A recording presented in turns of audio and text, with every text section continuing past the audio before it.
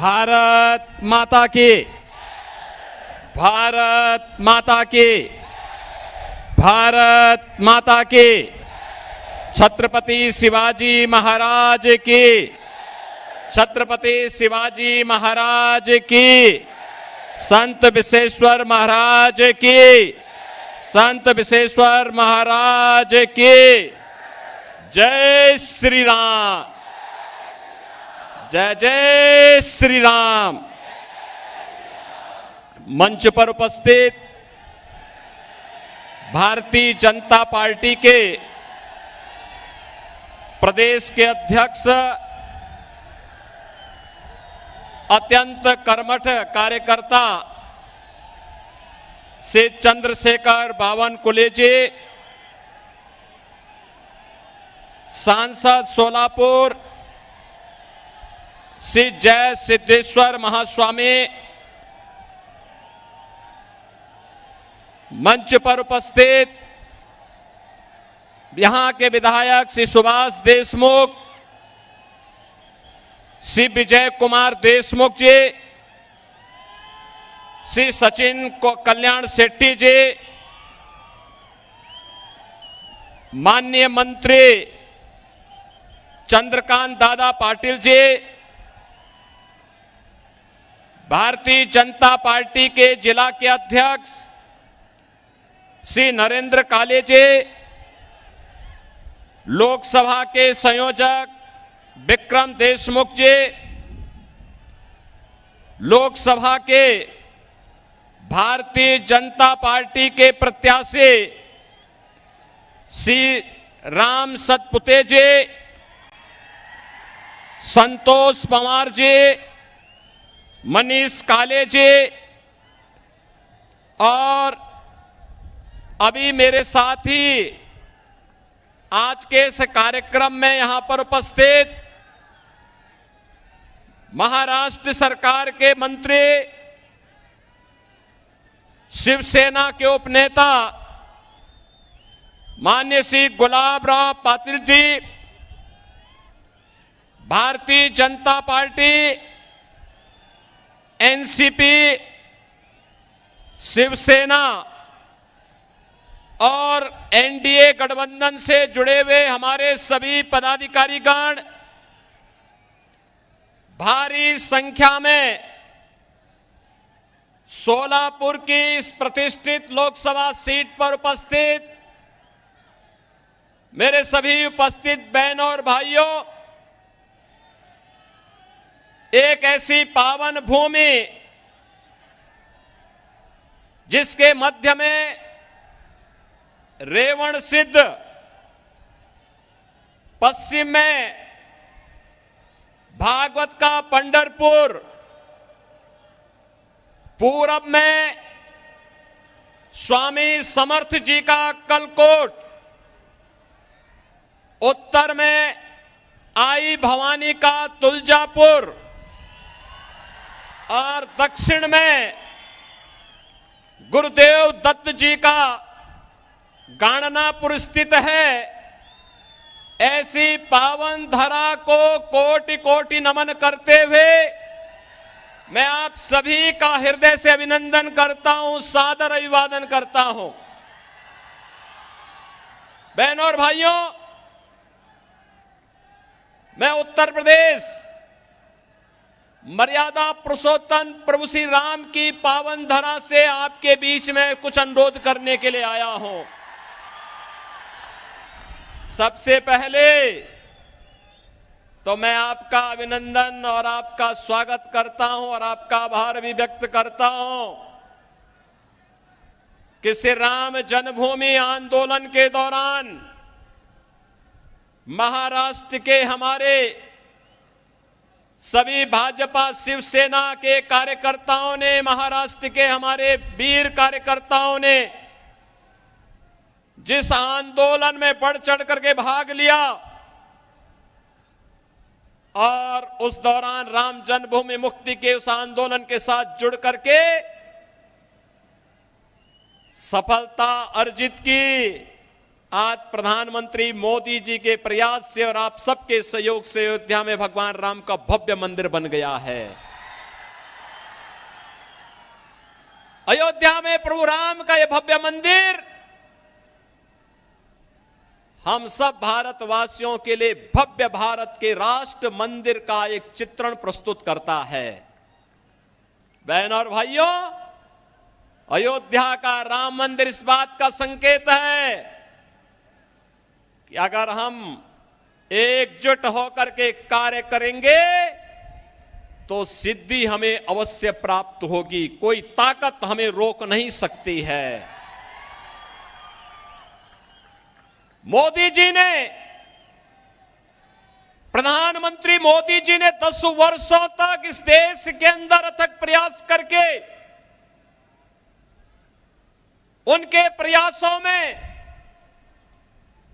बाबा साहब भीमराव अंबेडकर का संविधान, महात्मा फूले, सावित्रीबाई फूले और सरदेव बाला साहब ठाकरे के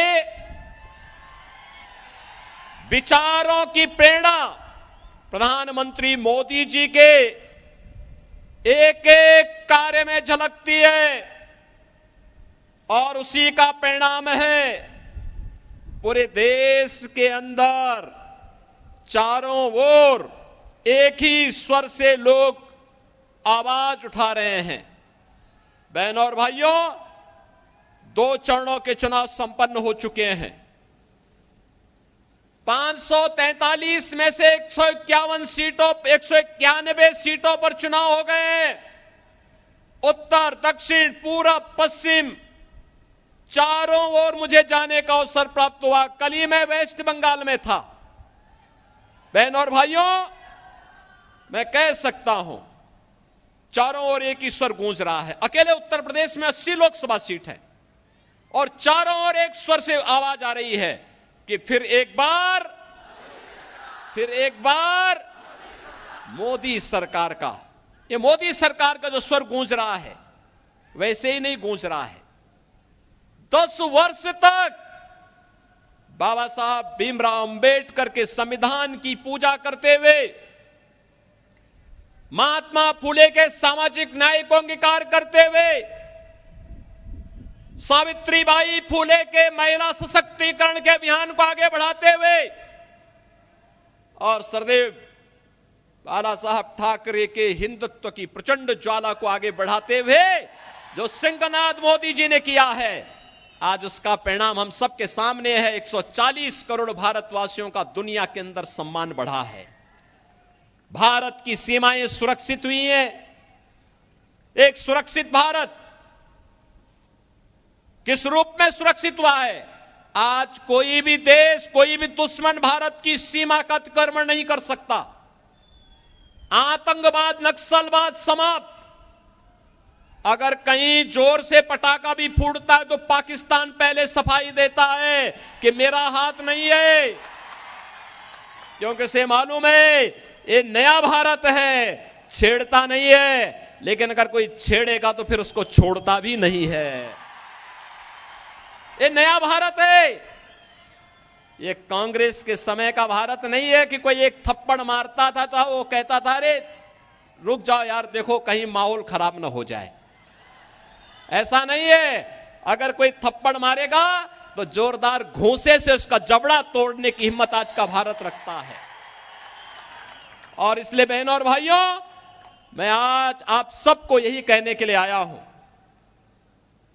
डेवलपमेंट का कार्य मोदी जी ने 10 वर्ष में जो तैयार किया है, ये विकसित भारत की आधारशिला बन चुका है। भारत आज दुनिया की सबसे बड़ी उभरती हुई अर्थव्यवस्था के रूप में स्थापित हुआ है। कौन ऐसा सच्चा भारतीय होगा जो अपने देश को विकसित भारत के रूप में न देखना चाहता होगा? हर भारतवासी की इच्छा है, क्योंकि जब मेरा देश आत्मनिर्भर होगा, विकसित होगा, तो हर चेहरे पर खुशहाली होगी, हर नौजवान के हाथ में रोजगार होगा, हर किसान आत्मनिर्भर होगा, हर बहन और हर माताएं, हर बेटियां स्वावलंबन की ओर अग्रसर होंगी, हर श्रमिक खुशहाल जीवन व्यतीत करेगा, हर व्यापारी का व्यापार बढ़ेगा, और यही तो मोदी जी चाह रहे हैं। इसी भारत की परिकल्पना को साकार करने के लिए वे प्रयास कर रहे हैं। कांग्रेस ने तो गरीबी हटाओ का नारा दिया था, 65 वर्षों में गरीबी नहीं हटा पाए। मोदी जी ने मात्र 10 वर्ष में 25 करोड़ लोगों को गरीबी रेखा से ऊपर उठा करके खुशहाल जीवन व्यतीत करने के लिए छोड़ा। आज बहनों और भाइयों, पूरे देश के अंदर 80 करोड़ लोगों को फ्री में राशन मिल रहा है। 60 करोड़ लोगों को 5 लाख रुपए की आयुष्मान भारत की सुविधा मिल रही है। 50 करोड़ लोगों को जनधन अकाउंट खुल गए हैं। जो कांग्रेस पहले दिल्ली से आने वाले पैसे को, मुंबई से आने वाले पैसे को बंदर बांट कर देती थी, खा जाती थी, हड़प कर जाती थी, सेंधमारी करती थी, आज मोदी जी ने आपके लिए जनधन अकाउंट खोल दिया। पैसा सीधे उस अकाउंट में आएगा। कांग्रेस के लोगों को अब उसमें सेंधमारी करने का अवसर नहीं मिलेगा। बहनों और भाइयों, 12 करोड़ किसानों को किसान सम्मान निधि, 12 करोड़ घरों में शौचालय बन जाना, 10 करोड़ घरों में उज्ज्वला योजना का एलपीजी का सिलेंडर फ्री में पहुंच जाना और 4 करोड़ गरीबों को एक प्रधानमंत्री आवास मिल जाना, 2.5 करोड़ घरों में बिजली की रोशनी पहुंच जाना, इंफ्रास्ट्रक्चर में highway, railway, metro, rapid rail, IIT, IIM, triple IT, NIT, world class university, 1 district 1 medical college और एम्स की जो श्रृंखला पूरे देश के अंदर खड़ी हुई है, ये नए भारत को विकसित भारत के रूप में प्रस्तुत करने की आधारशिला है। और इसीलिए आज मैं कहने के लिए आया हूं, बहनों और भाइयों, विकास भी है, गरीब कल्याण भी है, सुरक्षा भी है, सम्मान भी है और उससे भी बढ़कर के है आपकी आस्था का सम्मान। क्या अयोध्या में प्रभु रामलला का मंदिर एक कांग्रेस के लोग बना पाते क्या? ये लोग बना पाते क्या? इनसे उम्मीद करते हैं क्या? कांग्रेस के लोग तो क्या कहते थे राम हुए ही नहीं, और जब राम मंदिर बन गया तो फिर कहते थे कि मंदिर की डेट कब, जब राम मंदिर के लिए जब फैसला हो रहा था तो ये क्या कहते थे कि अगर फैसला होगा तो खून की नदियां बहेंगी। अरे हमने कहा देखो हम हैं यूपी में, चिंता मत करो, ये खून की नदियां नहीं, एक मच्छर भी नहीं मरने वाला, चिंता मत करो। बहनों और भाइयों, यूपी में पिछले 7 वर्ष में एक भी दंगा नहीं हुआ। 25 करोड़ की आबादी है, एक दंगा नहीं, कोई कर्फ्यू नहीं, और बड़े बड़े माफिया, एक तरफ राम मंदिर बना है और दूसरी तरफ बड़े बड़े माफियाओं का राम नाम सत्य है की यात्रा भी निकल गई है। ये है यूपी। लेकिन मैं केवल आपसे कहने के लिए आया हूं, ये लोग आपकी आस्था का सम्मान नहीं कर सकते, कांग्रेस के लोग नहीं कर सकते। जो लोग आपको गुमराह कर रहे हैं बहनों और भाइयों, ये वही कांग्रेस है जिसने राम के अस्तित्व पर प्रश्न खड़ा किया था, और यही कांग्रेस है जिसने हिंदुओं को अपमानित करने के लिए हिंदू आतंकवाद का शब्द भी दिया था। हिंदू आतंकवाद, क्या हिंदू आतंकवादी होता है क्या? ये कांग्रेस के लोगों को क्या हो गया था? यूपीए की सरकार थी और तब इन्होंने हिंदू आतंकवाद शब्द भी दिया था। और आप याद करिए कौन व्यक्ति था देश का गृह मंत्री उस समय, याद करिए। उसी के लोग, उसी के परिवार के लोग आज चुनाव लड़ने के लिए यहां पर अपने खूनी पंजे के साथ आपके बीच में आए होंगे, और उसी से सावधान करने के लिए मैं आपके बीच आया हूं, आपसे कहने के लिए। उस समय इन्होंने कहा था, जब मालेगांव के विस्फोट हो रहे थे, तब इन्होंने कहा था इसमें योगी आदित्यनाथ का भी नाम होगा, हम सीबीआई का रेड कराएंगे। हमने कहा एक बार प्रमाण के साथ भेजना मेरे पास थोड़ा। अपने कृत्यों पर इनको कभी पश्चाताप नहीं होगा। और बहनों और भाइयों, हिंदुओं को अपमानित करने के लिए, हिंदू आस्था पर कुठाराघात करने के लिए इन्होंने क्या कुछ नहीं किया है। कांग्रेस साथी तो 65 वर्षों तक शासन करने का उसे अवसर मिला था। वह भारत को दुनिया की एक बड़ी ताकत बना सकती थी, देश को नक्सलवाद, आतंकवाद से मुक्त कर सकती थी। लेकिन आतंकवाद की जड़ कांग्रेस, देश के अंदर नक्सलवाद की समस्या कांग्रेस ने दी, गरीबी कांग्रेस ने दी, भ्रष्टाचार कांग्रेस ने दिया, देश की सुरक्षा में सेंध कांग्रेस ने लगाया। और अब तो कांग्रेस अपने घोषणा पत्र के माध्यम से ओबीसी, अति पिछड़ी जाति यानी पिछड़ी जाति के आरक्षण पर और अनुसूचित जाति जनजाति के आरक्षण पर भी सेंधमारी करने का प्रयास कर रही है। कांग्रेस का घोषणा पत्र बताता है, वह कांग्रेस का घोषणा पत्र क्या कहता है? कांग्रेस का घोषणा पत्र इस बात की पुष्टि करता है कि यूपीए सरकार के समय कांग्रेस ने यही प्रयास किया था।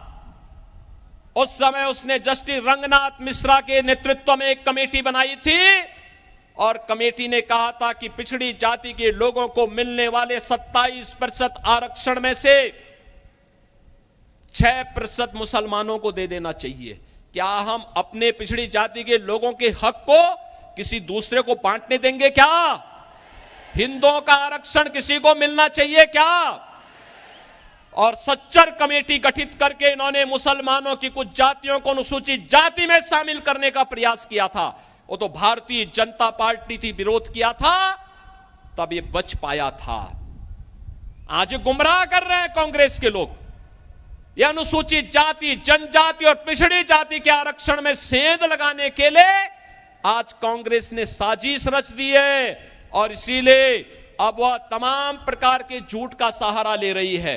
और बहनों और भाइयों, मैं इसीलिए आपसे कहना चाहता हूं, कांग्रेस के नेतृत्व में जो महागठबंधन बना है देश के अंदर, बहनों और भाइयों, ये देश की महासमस्या है। इस समस्या को जितनी जल्दी आप अपने से दूर कर पाएंगे, देश उतनी तेजी के साथ आगे बढ़ पाएगा। ये भारत के विकास का बैरियर है। ये आतंकवाद, नक्सलवाद की समस्या में सबसे बड़े बैरियर हैं। ये देश के अंदर आपको बांटेंगे। पहले कांग्रेस गुमराह करने के लिए क्या कार्य कर रही है, इसके लिए इसने आपको क्या एक झुंझुना पकड़ाया है।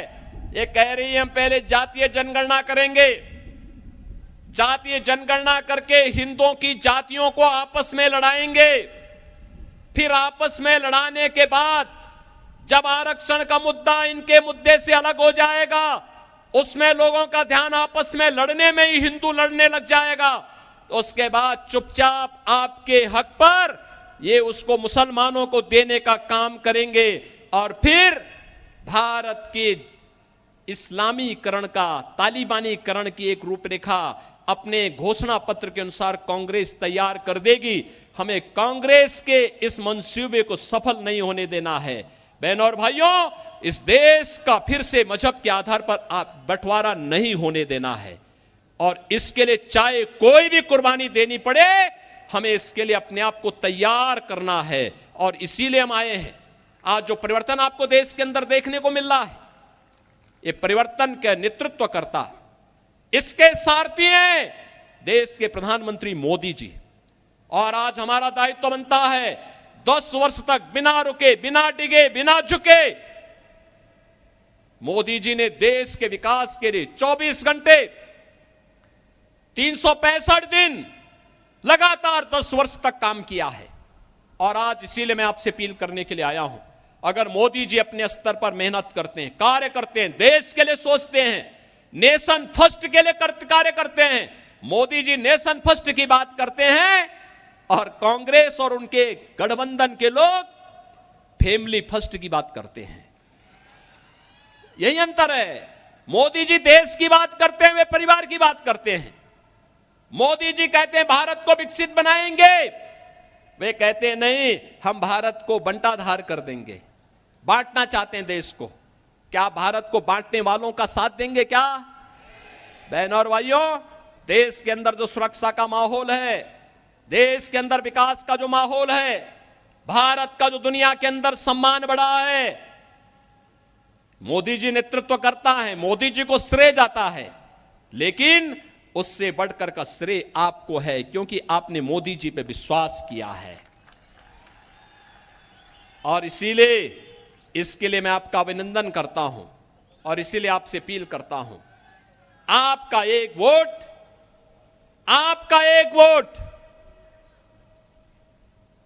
अगर गलत दिशा में जाता है, आतंकवाद का पुराना दौर वापस आ जाता है। लेकिन अगर भारतीय जनता पार्टी के पक्ष में जाता है, आत्मनिर्भर और विकसित भारत की परिकल्पना को साकार करता है, जहां राम मंदिर भी है, जहां बाबा साहब भीमराव अंबेडकर के पंचतीर्थ भी हैं, जहां पर भारत की आस्था के प्रतीक पूज्य संतों का सम्मान भी है, और जहां पर गांव गरीब सबके विकास की, सबका साथ और सबके विकास की भावनाओं के अनुरूप कोई नहीं कह सकता कि मोदी जी ने 10 वर्ष में किसी का चेहरा देखकर के योजना का लाभ दिया हो। भारत का नागरिक हो, जरूरतमंद हो, उनको योजना का लाभ मिलना चाहिए। मोदी जी ने पहले दिन कहा सबका साथ सबका विकास। तो सबका साथ और सबके विकास में कहां से बात आती है, कहां से संविधान बदलने की बात आती है? मोदी जी तो बाबा साहब भीमराव अंबेडकर के संविधान की पूजा करते हैं। याद करिए, जब भारत का नया संसद बन रहा था, मोदी जी बाबा साहब भीमराव अंबेडकर जी के संविधान को सिर पे रख करके लेके जा रहे थे, कह रहे थे हमारे भारत का सबसे पवित्र ग्रंथ है, स्वतंत्र भारत का सबसे पवित्र ग्रंथ है। क्या कांग्रेस के लोगों ने कभी यह काम किया? कभी नहीं किया, करेंगे भी नहीं। इन्होंने तो बाबा साहब भीमराव अंबेडकर का जितना अपमान कांग्रेस ने किया, किसी और ने किया ही नहीं होगा। और इसलिए बहनों और भाइयों, इनके बहकावे में आने की आवश्यकता नहीं। याद रखना, जिन लोगों ने राम मंदिर के मार्ग में रोड़े अटकाए हैं, जिन लोगों ने हिंदुओं को आतंकवादी कहा है, हमारा वोट अगर उनकी तरफ जाता है तो बहनों और भाइयों, आने वाली पीढ़ी कभी हमें माफ नहीं करेगी, कभी माफ नहीं करेगी। और इसीलिए मैं आपसे अपील करने के लिए आया हूं, पूरे देश के अंदर जो आवाज है, एक ही आवाज है, एक ही स्वर है, जो राम को लाए हैं हम उनको, जो राम को लाए हैं हम उनको लाएंगे। और मोदी जी 500 वर्षों के बाद प्रभु राम को अयोध्या में विराजमान कराए हैं। और इसीलिए मैं आप सबसे अपील करूंगा कि मोदी जी को फिर से हम देश की सत्ता सौंपेंगे। ये सोलापुर का संकल्प होना चाहिए। सहमत हैं? सहमत हैं? सभी लोग सहमत हैं? श्री राम भाई सतपुते को भारी बहुमत से विजयी बना के भेजेंगे, लेकिन आपको घर घर जाना पड़ेगा, मोदी जी का प्रतिनिधि बन करके जाना पड़ेगा। जाएंगे? श्री चंद्रशेखर बावन कुले जी का प्रतिनिधि बन करके जाना पड़ेगा। जाएंगे? श्री देवेंद्र फडणवीस का प्रतिनिधि बन करके जाना पड़ेगा। जाएंगे? मुख्यमंत्री शिंदे जी का प्रतिनिधि बन करके जाना पड़ेगा। जाएंगे? सभी लोग सहमत हैं? बहनों और भाइयों, आप अगर जाएंगे, भारी बहुमत से विजयी बनाएंगे, तो आपको भी हम आश्वासन देते हैं, जैसा परिवर्तन आपको यूपी में दिखाई दिया है, वैसे ही परिवर्तन पूरे देश के अंदर भारतीय जनता पार्टी सरकारों के अंदर देखने को मिलेगा। सहमत है ना? सभी लोग सहमत हैं? तो फिर मेरे साथ बोलेंगे, भारत माता की, भारत माता की, भारत माता की, वंदे वंदे वंदे। एबीपी माझा, उघडा डोळे बघा नीट।